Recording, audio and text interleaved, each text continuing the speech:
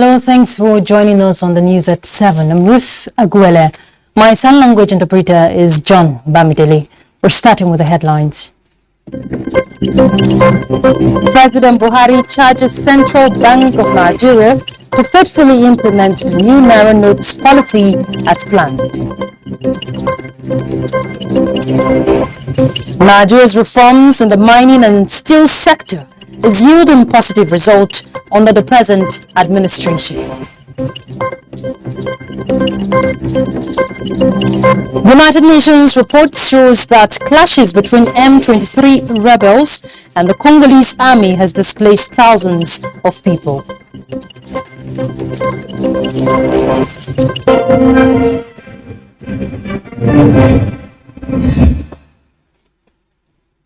The Central Bank of Nigeria has been given the go-ahead to faithfully implement the new Naira notes policy as planned, without fear or favor. President Muhammadu Buhari, who gave this assurance while granting audience to the governor of the nation's apex bank in Daura, also asked him not to bother about public criticisms. State House correspondent Adamu Sambo reports. The redesigned 200, 500 and 1,000 Naira notes denomination were formally unveiled by President Muhammadu Buhari on the 23rd of last month. At the event, the president declared that the need to take control of the nation's currency in circulation and address the hoarding of the Naira bank notes outside the banking system was urgent. But how far so far? This was why the governor of the Central Bank of Nigeria, Godwin Emefiele, came calling at the Daura residence of President Muhammadu Buhari. I'm visiting Daura to assure the president that things are going on well about the currency, as well as issues bordering on the cashless policy that we recently introduced. So how did the president respond to your presentation? Very, very happy, and he says we should carry on our work. No need to fear, no need to bother about anybody. Without doubt, some people are bothered, especially with the cashless policy, as the House of Representatives in particular made a strong case for the suspension of the cash withdrawal limit. Mr. Emefiele said the CBN is not unmindful of the concerns raised by the National Assembly and is prepared to respond appropriately. He, however, explained that adequate electronic channels have been put in place to aid the conduct of banking and financial service transactions by those in need across Nigeria seamlessly. This is not targeted at anybody. It is just meant for the good and the development of the Nigerian economy. And we can only just continue to appeal to Nigerians to please see this policy the way we have presented it.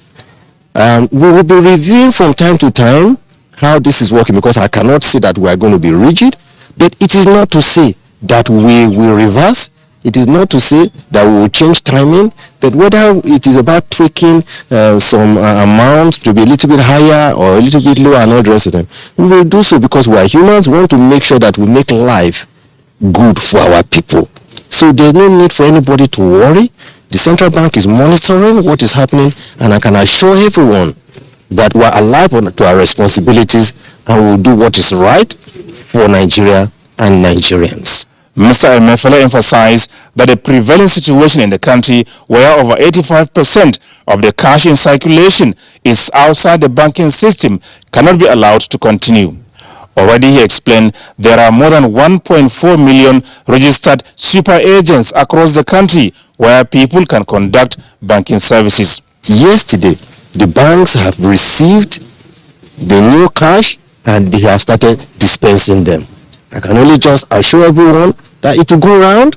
Let us just be calm, put the painted and unpainted currency will operate concurrently as legal tender.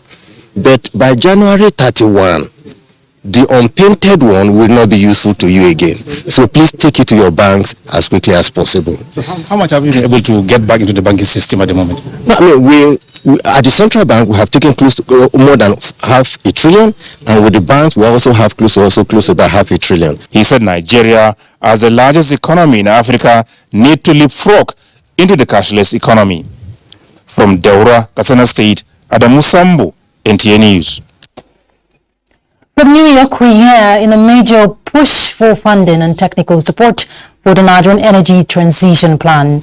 Vice President Professor Yemi Oshibajo will be delivering a keynote address at a high-level meeting in New York on Friday with global agencies and potential financial partners in attendance. The meeting, hosted by the Rockefeller Foundation, is to facilitate the activation of the voluntary carbon markets in Nigeria and on the African continent. The high-level meeting will also be attended by officials from the U.S. government and will explore potential opportunities which carbon markets offer to generate resources for clean energy transitions while accelerating economic growth in Nigeria and other African countries.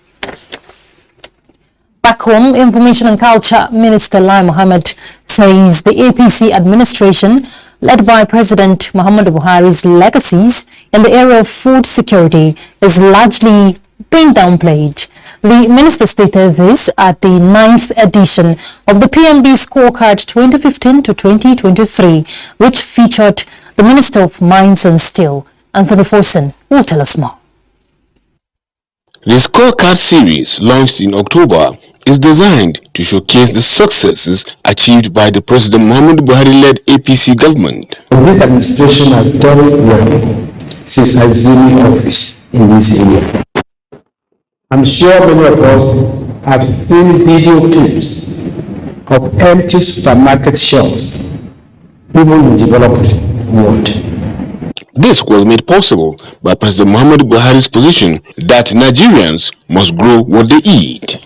Many neither understood the importance of that admonition nor appreciated its relevance.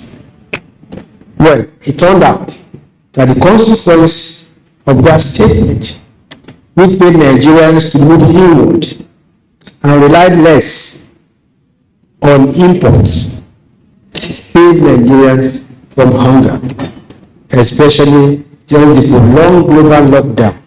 This response to presidential admonishment saved Nigeria immensely. In 2020, when the pandemic started, we were just 5 years into the Buhari administration's food security program, but we had enough food to eat and enough fertilizer to farm, thanks also to the Presidential Fertilizer Initiative. Recall this, ladies and gentlemen, that even before the pandemic, our borders were closed and food imports were largely banned. So if we can survive a pandemic with only 5 years of food security journey, just imagine what we can do in 10 years. The minister pointed out that the progress achieved towards food sufficiency is attributed to the increase in the number of fertilizer plants in the country from 10 in 2015 to 142, and the increase as well in rice mills in the country, which rose from 10 in 2015 to 80 as at today. In Abuja, Anthony Forson, NTA News. In a related development, the federal government's desire to look inwards and promote local content is yielding positive results as Nigeria today saves $300 million annually from buying barite from abroad for the oil and gas sector. Minister of Mines and Steel Development Olamilekan Adegbite stated this while making his presentation at the ongoing PMB Scorecard series. Once more, let's hear from Anthony Forson. Stating clearly the huge endowment of Nigeria in mineral deposits distributed across the different geographical zones, the Minister of Mines and Steel Development is primarily set up to spur rapid and beneficial development of the country's mineral resources. In line with Presidential Mandate and Economic Diversification Program, the ministry has worked in this direction. Part of our efforts to make sure that the downstream mineral policy took effect, we realized that the oil and gas industry, they use barite in their mud drilling mix, and they were importing barite from Morocco to the tune of $300 million every year. But Nigeria had barite. The problem was we were not processing our barite. So the ministry took it upon itself as a project, and in 2021, last year, we were able to produce made in Nigerian barite to API standard, American Petroleum Petroleum Institute standard. And now, because we took all stakeholders along with us, including the Nigerian Content and Monitoring Development Board, now nobody has to import direct into Nigeria anymore. With a clear roadmap for the growth and development of the Nigerian mining industry, an immediate, short-term, medium-term, long-term, and ongoing policy has been laid out. So we were able to create a lot of jobs through that. That's not all. While we were on these missions abroad, we spoke to a lot of people and they decided coming to Nigeria. Sometime last year in our office, a company called Aurelia came in with a $50 million investment and they started operation in Abuja. It's called Baba Sauni. Fielding questions from journalists, the minister spoke on illegal mining and plans for Ajaokuta plant. We are not just talking to Russians. Of the 11 companies I mentioned, of course, 3 are Russian origins. People are interested to bring their own money into Ajaokuta to make sure it works. Because the plant is still good. If you put in the right amount of money, it will start producing. In Abuja, Anthony Forson, NTA News. Let's turn to Agric. President Muhammadu Buhari has approved for the National Agricultural Land Development Agency, NALDA, to acquire additional 5 spray aircraft for agricultural activities under the agency. The President's directive was delivered by the Secretary to the Government of the Federation, Boss Mustafa, in Abuja. The SGF said the President was impressed with the achievements recorded by NALDA since the resuscitation of the agency 2 years ago. I revive the authority with one sole aim of achieving food security while creating jobs and as an additional means of earning foreign revenue besides oil. Let me reassure NALDA that we'll continue to cooperate and work together for the benefit of farmers, for the benefit of Nigeria, and for the improved economy of this country. Development partners and state governors were recognized at the ceremony that showcased the success story of the agency. Nigerian Governors Forum would give the desired support to the Nigerian Agricultural Land Development Authority with a view to achieving your objectives of land development and your objectives of crop production. When Landa came into Ogun State, within 2 days, Mr. Governor approved 100 hectares of land. We are also the largest producer of cassava. We are the largest producer of poultry. We are the largest producer of broiler. And we are also implementing the special agro-processing zone of Mr. President. More than 50,000 youths, including women, were trained under the agency in the last 2 years. The federal government has developed a strategic plan that will serve as a shield for animals against transboundary diseases. Vice President Professor Yemi Oshibajo, in a message, unveiled the documents and said transboundary animal diseases were responsible for more than 2 billion naira losses in the livestock subsector annually. Musa Baba Ali reports. Ability to unravel the causes of animal-to-human transmission of diseases is one of the major challenges before epidemiologists. Some of the most common and deadliest zoonotic diseases are caused by bacteria or virus of animals' origin. These include avian influenza, Ebola, Lassa, and rabies. Minister of Women Affairs Pauline Talin tells a tale of a neighbor who suffered rabies attack. Rabies. He bites one of our neighbors, and the man started behaving like a dog. He was barking like a dog. I wept. And these documents guidelines are to protect the country against animal diseases. Minister of Health Osage Ihianiri, who represented Vice President Yemi Oshibajo, said government is looking at the possibility of regulating the use of antibiotics by humans and for the treatment of animals. If we don't control the use and it becomes used rampantly, again the germs become resistant because they become used to it and they develop their own defense against that antibiotic, and it will not work again. There is therefore the need for collaboration and partnership among the three tiers of government to ensure sharing of knowledge, new initiatives, identifying interventions, pooling resources together, and implementing animal disease control programs across the country as a national priority.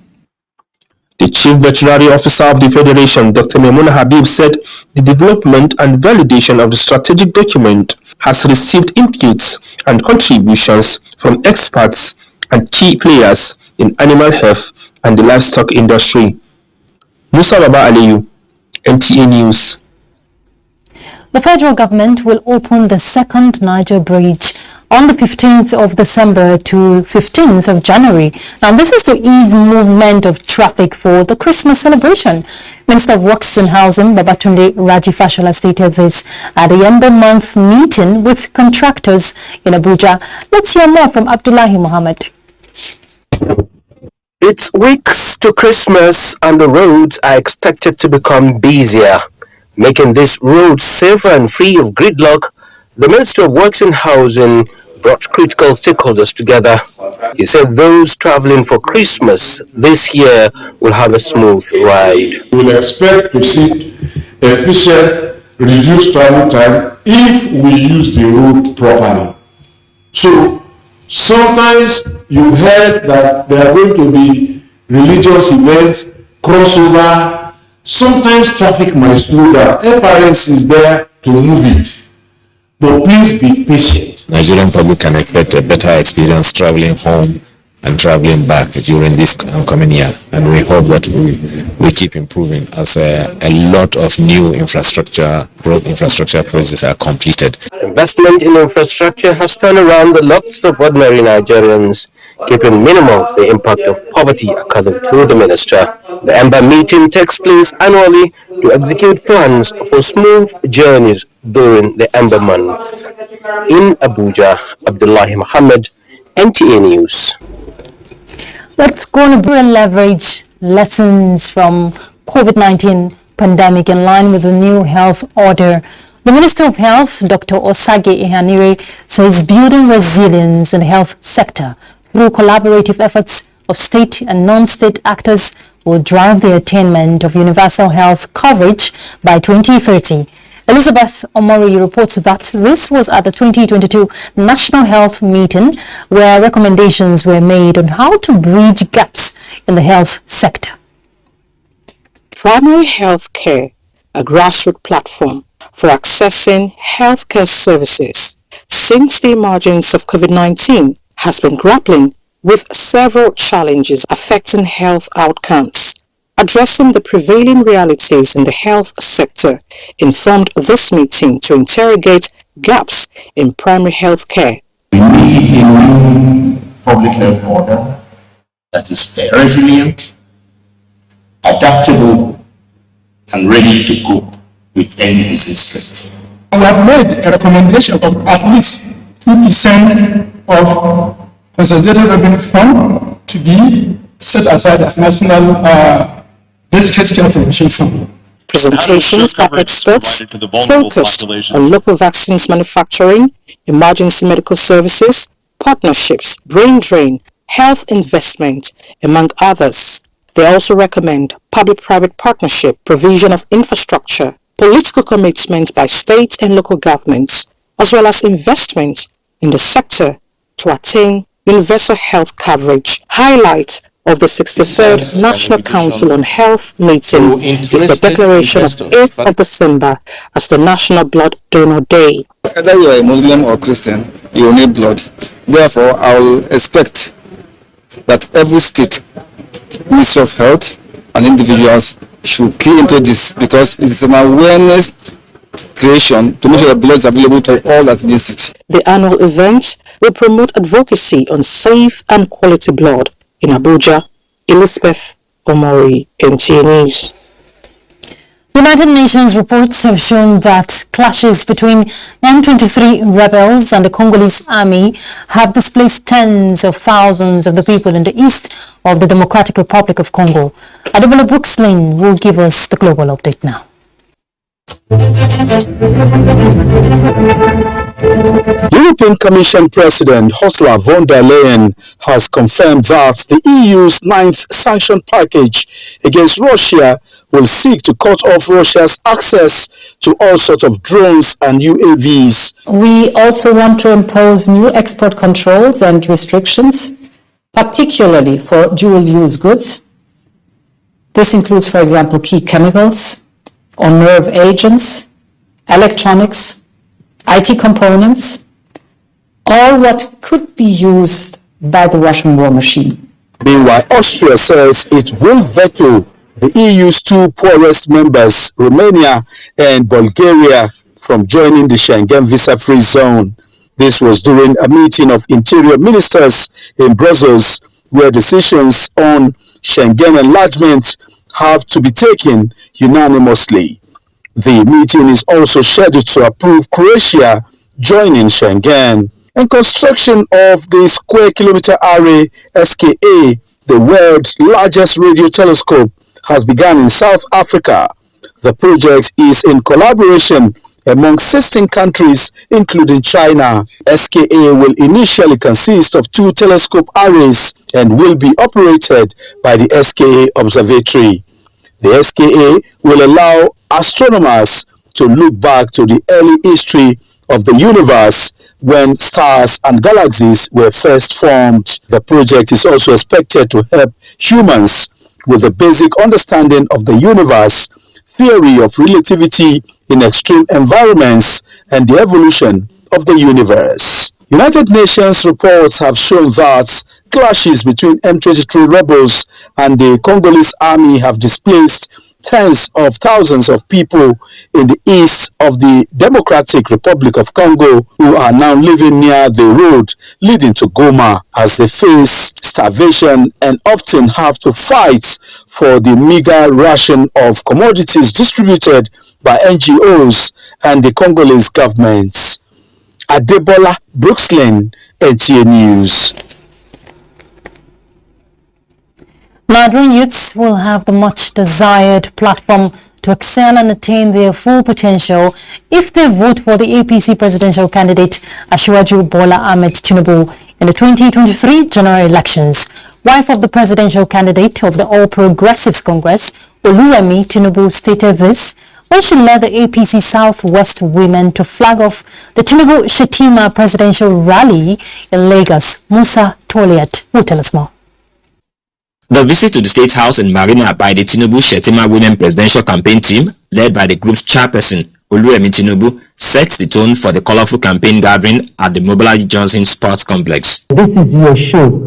This is your campaign. These women are here to just honor you and to thank you for all the support you've given us. We're excited because you're not taking a backseat, and I can assure you that the government of Asiwaju Bola Ahmed Tinubu and Shetima, we will ensure that we have that gender friendliness, that equality that we're talking about. The flag off of the All Progressives Congress presidential rally by the Southwest APC women is born out of the need to complement the efforts of the party and to organize women in the region for the success of APC at the 2023 polls.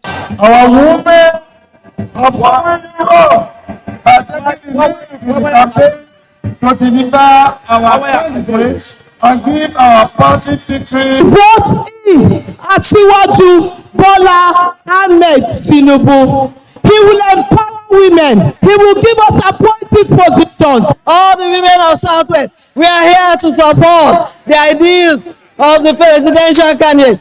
We will deliver. The leadership of the APC Women Presidential Team emphasized that the women wing of the party is passionate about executing innovative programs targeted at meeting the needs of teeming youths and women population in the country. Those that truly they're visionary, they are doers, they are thinkers. And sincerely speaking, APC is the best option for Nigeria. In Lagos, Musa Toliat, NTA News. National Chairman of Labour Party Julius Abure is optimistic that the administration of Peter Obi, if elected, will give all necessary attention to creativity and education development. The chairman, who received copies of a book on what Nigerians stand to gain from Obi's administration, said the party has critically taken a study of the reality on ground and prepared to provide the leadership that will set the pace for a new dawn in Africa. He wants Nigerians to look beyond party lines and elect Peter Obi to check wastages and block all loopholes that tend to encourage corruption. We stand for good governance, and we believe very strongly that every government policy, every thinking of government should reflect the upliftment and well-being of the people. The election of Peter Obi alone is going to speak to Nigerian youths a public enthusiasm that is both the petrol and lubricating oil for the engine of development. Having dedicated over 3 years to developing the material on how to achieve good governance in Nigeria, he is happy that the manifesto of Peter Obi aligns with all he has desired for the nation. We're done with the news. Thank you very much for your time. Do remember to continue to stand with NTA in the fight against rape and rapists. I'm Ruth Aguele. My sign language interpreter is John Bamidele. Bye.